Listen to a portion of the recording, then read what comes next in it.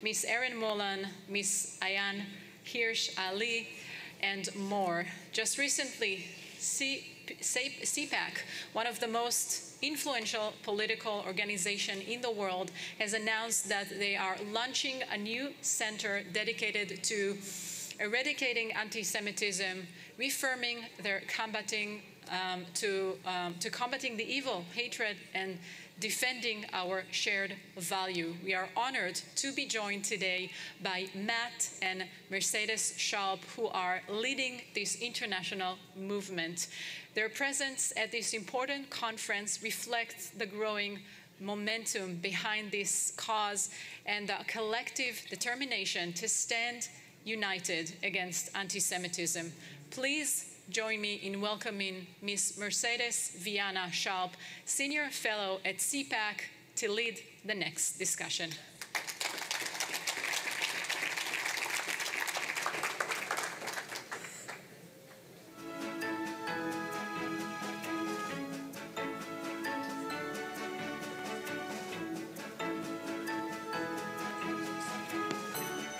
Wow, what a group. This is fantastic, right, honey? I know, I'm waiting for my panelists. Are my panelists gonna come up and join us? We would love our panelists to come up and join us. This is like almost like a mini CPAC. If you're not familiar with CPAC, it's our wonderful Minister Chikli. First of all, can we get a round of applause for the Minister Chikli? Please stand up. I mean, what a fighter for freedom and for truth and for helping to support and really lead in this Jewish community and really across the globe. He is becoming an international leader, and we are so incredibly honored to be here with you. All right, honey, now I have our group here. Okay, yes. It is wonderful to be here with you. Pastor, you have your microphone. You're ready to go? I don't. Oh, here we go. Okay, toda rabah.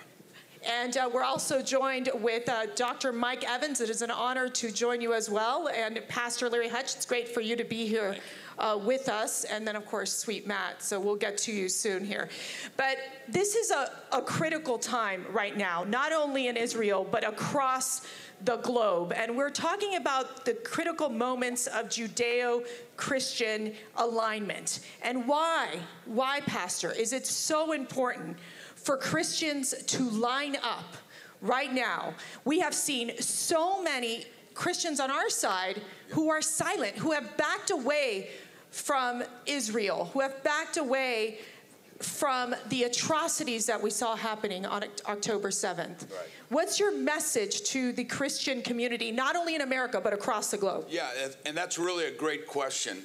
Right before we came here, we went to Paris, and our ministry sponsored a plane of Olim that were leaving France to come, and we got to fly with them. It was a marvelous experience.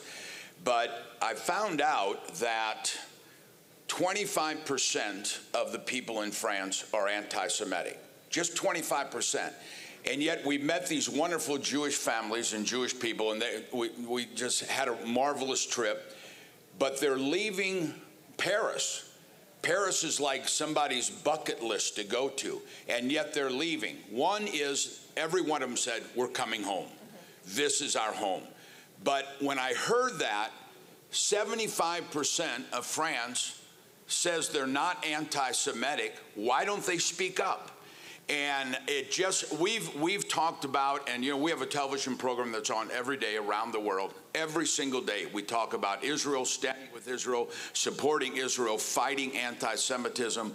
When President Trump and everyone was going elected, we would say through the television lens, if you have a politician that is not pro-Israel, do not vote for them. We do not want them in the office. We're going to let every politician know that if you are not pro-Israel, we're not going to put you back in the office.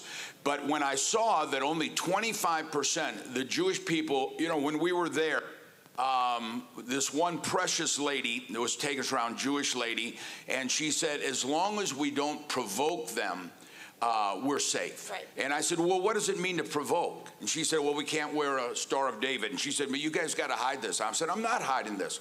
I'm proud to love the Jewish people. I'm proud to love Israel. And so it got me that it got me that I'm going back with a new fire in my spirit to say every single Christian needs to speak up, needs to stand up and say we will not tolerate anti-Semitism, because if we're silent, we're part of the problem. We need to speak up. So today so Matt and I are married. We've been married for almost 23 years? 21 years, sweetheart. Oh my goodness. And he's had white hair the whole entire time. So we have 5 daughters, and today is our 3rd daughter's birthday, Alyssa Schlapp. She is turning 18 years old, so happy birthday, Alyssa. And I said, we're not going to be there for your birthday. And she said, Mom, it is so important that you go stand with the people in Israel, that you stand and fight against anti-Semitism, and that we stand for life and love and truth. So I just want to say, it's important for all these young people here. You all are the future fighters and leaders of what is good versus evil. And we know clearly, Matt, as you have traveled around the globe, you've taken CPAC to 10 countries, 5 continents, and you believe that this message of combating anti-Semitism is critical in what we're doing in our mission at CPAC. Yeah, we're very proud. First of all, Minister Shickley, you've been on this journey with us around the world. Thank you. May God bless your efforts.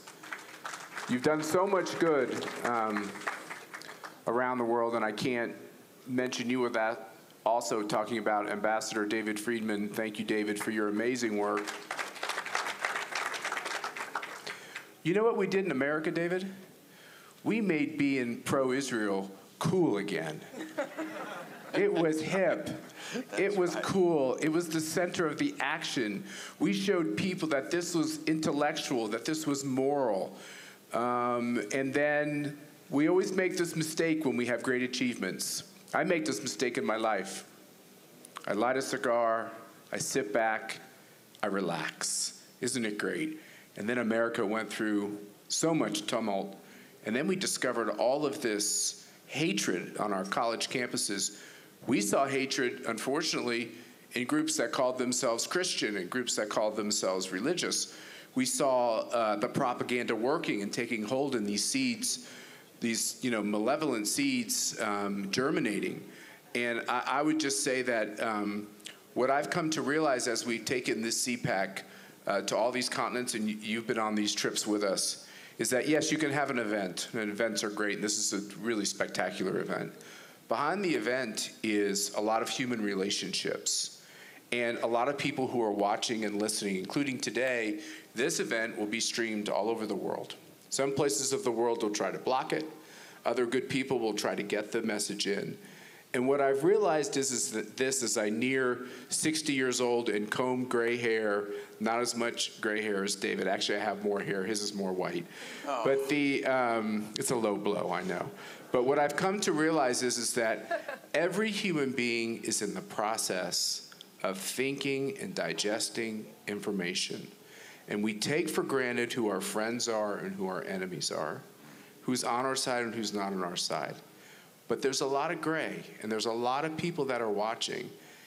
If our efforts can lend any help, any medicine, the virus, as the rabbi called it, of anti-Semitism, which at its roots, I will never know what it's like for a Jewish person to experience anti-Semitism, but we all experience a form of hate.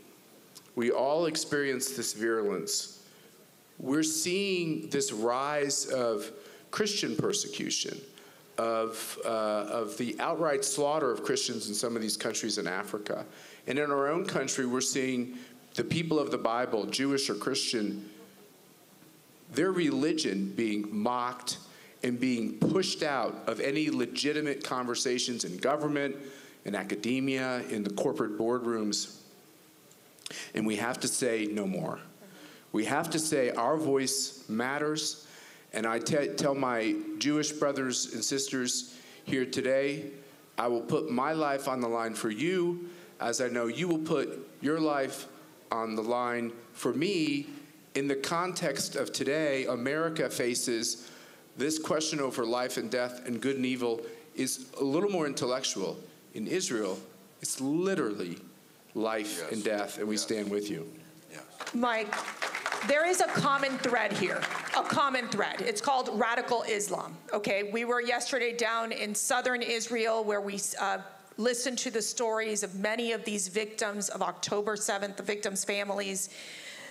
There's so much trauma that they are experiencing. On top of that, watching the 20-minute video of these barbaric animals who slaughtered innocent men, women, and children, like a war we've never seen happening, it was horrific. To know that that is happening and they do this in the name of Allah is disgraceful. It is beyond disgraceful. What do you think can happen to try to basically end this evil? Well, is it on ideological? We know it's an ideological war, but you've got to get to the heart of ideology. It's very personal to me, because when I was 11, defending my Jewish mother, my Christian father strangled me and left me for dead. I woke up in my own dried vomit, and I did this to God. I screamed, "Why was I born?" And then I knew the answer. I couldn't defend one Jew against a Jew hater. My life call was to defend all the Jews.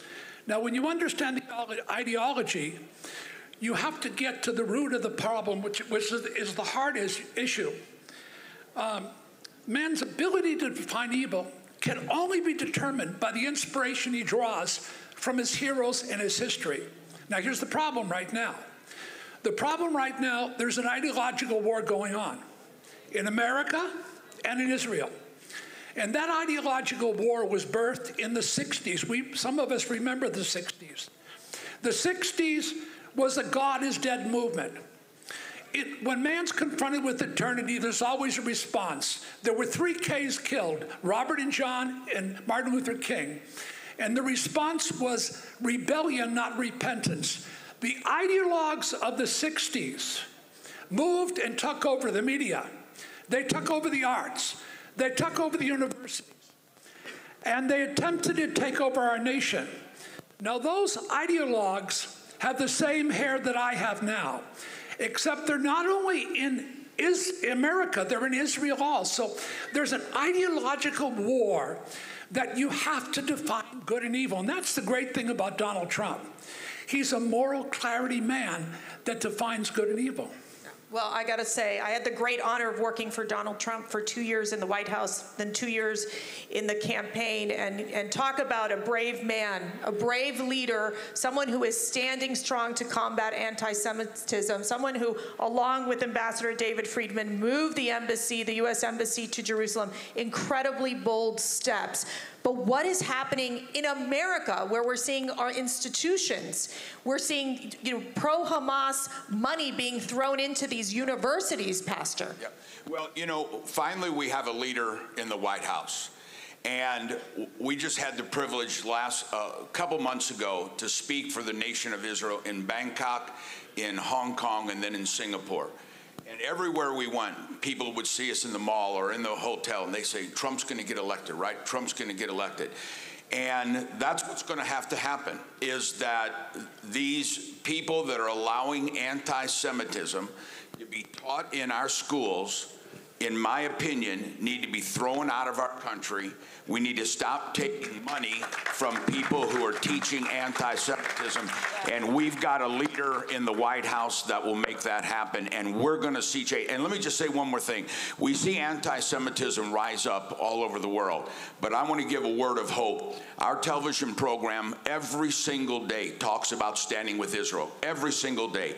And the response that we get, we have 2 million partners now. The response that we get grows and grows and grows. Standing with Israel is growing faster than standing against Israel, and we're going to see Israel win.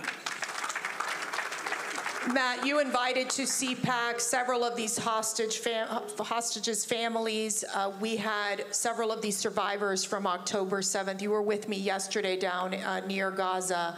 I mean, tell us your impression. Tell us why this is becoming such a central issue for not only the organization CPAC, but just for you personally. Well, as we said, we're starting a center, have started a center to combat anti-Semitism. Is something you're going to be very involved with, Mercedes. It's something we feel passionately. We're doing this with Rabbi Yitz Tendler, with Julie Strauss-Levin, and other great advisors in America. I think, look, we have 5 daughters, and we look at what's happening in our schools and across our national fabric. We're disgusted by what we see. You know, I love America. I will always love America. I'm in a love affair with 2 people, my wife and my country. I love my country. But I'm so sad about my country, and I'm so sad about what we're teaching our children, and we've got to change it, and we've got to stand up and fight against it's not just the public school system, it's a lot of the private school system too. We've got to fight. And, you know, I keep hoping a politician, and I agree with you about Donald Trump. I love that man. He is one of the most courageous men. I could be very, very guttural in describing him because he's got, you know what, he's got guts and other things. But but we have to stop relying on politicians and the government to solve our problems. I believe God will answer our prayers. I also believe there's an old Christian adage that you pray as if everything depends on God, but you work as if everything depends on you. God expects, he has a mantle on our shoulders to make sure that we stand up against this hatred. Yeah. It is repugnant, the idea that the people of the Bible would be treated in such a fashion. We're going to work on this at CPAC. We're going to work on combating anti-Semitism with people who aren't conservative, people who don't share our views on other topics. Fine, if you can agree with us on this topic, let's go get this done. Yeah. Mike, but there is a reality of propaganda. When you have Hamas, you have Iran, you have Hezbollah, you have the Houthis, there is such a propaganda machine where they are celebrating the darkness, the evil, the death. How do we stop that? Well, Israel has to focus on the ideological war and communicate its message. They have not. They generally have pushed back from moving forward with these messages, and the terrorists have.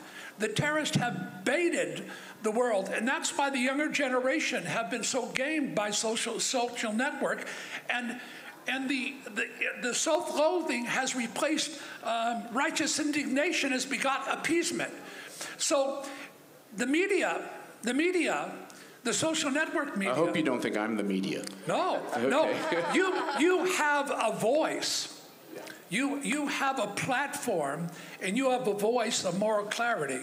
And that's what I'm referring to. Yeah. We have to listen. Shimon Peres was my chairman of Friends of Zion Heritage Center. We've had as many as 50 million views on one video since October 7th. Here's what he told me last century. The new wars are going to be media wars, ideological wars, economic wars, and proxy wars. And that's precisely what we're dealing with right now. Israel wants peace. Hamas wants war. Let's make that very clear. And I want to get final thoughts here. In terms of what message, what call to action do you want to leave with this incredible audience on what they need to do next? How they get activated to spread this message to combat anti-Semitism? Pastor, I'll start with you. Let's be bold. Let's be brave. Don't be ashamed of standing up and saying this land belongs to the Jewish people. We need to change our narrative and quit saying Israel's right to exist. Israel's right to exist is in nobody's hands. God made that decision 3,700 years ago when he said to Abraham, this is your land and your descendants forever. And I looked up the word forever in Greek, in Hebrew, in Latin, in every language, and forever means forever. Let's speak up, let's stand up, and together we're going to defeat anti-Semitism. Mike, you have your microphone up, so I'll go to you first. Yes. They all use this. Every jihadist used this. All the youth, that almost 53% of them have moved away from being pro-Israel, use this. We've got to utilize social network as a weapon. because they're not watching cable television and they're not reading newspapers. And we've got to utilize it on steroids to defeat these devils. Matt. I think the first thing we have to understand is that a lot of things have changed and some important things haven't. I agree with you. The Jewish people don't have a title to this land. It's not a title. This is literally knit in their hearts by their Creator. This is beyond having title to land. Yes, yes. And by the same token, some things have changed. You bring up the telephone, media, what's being taught to Americans, what's being taught in Western democracies. I would say this: embrace the change. If you're a traditionalist like myself, it's hard to do that. Embrace the change. Rethink what you're doing. Look at yourself in the mirror. Is it working? If it's not working, chuck it. Stop doing it. The problem we have in politics in America is good-hearted people keep doing the same thing, expecting a different result. And I invite all of you, don't throw away our fundamental values and our charter that's been given to us by our Creator. But do throw away those things that no longer seem to be relevant or being politically successful. One of the things that I'm most proud of about the time that I've been at CPAC is that although we're a conservative and a traditional organization, we never allowed kind of a false worship of tradition to get in the way of accomplishing the moral good. That is not ends justifying the means. That's not being so proud that you think just because you had an idea 10 or 20 or 25 years ago about a brilliant strategy, you have to look at yourselves in the mirror and understand when your strategy failed. If you embrace the failure, you can begin to succeed by trying something new. Donald Trump did that in our politics in America. If we hadn't been open to this outside voice, we wouldn't have been able to save our country. And I believe with his election, we've given all of civilization a second chance. Yes. And that starts fundamentally with two countries: freedom in America, and you can't have freedom without security, and freedom in Israel. Well, what a great panel. Thank you all very much. And to all the young people and everyone out there, pray. Pray to God. He gives you these incredible gifts and talents. Use them. Use them for good. Use them to defend this great nation. And know that America, we stand behind you. And here, in these people up here, we will fight to ensure that you all live free, live in a safe land, and that you all will prosper and your families will grow in peace. Thank you so much. Shalom.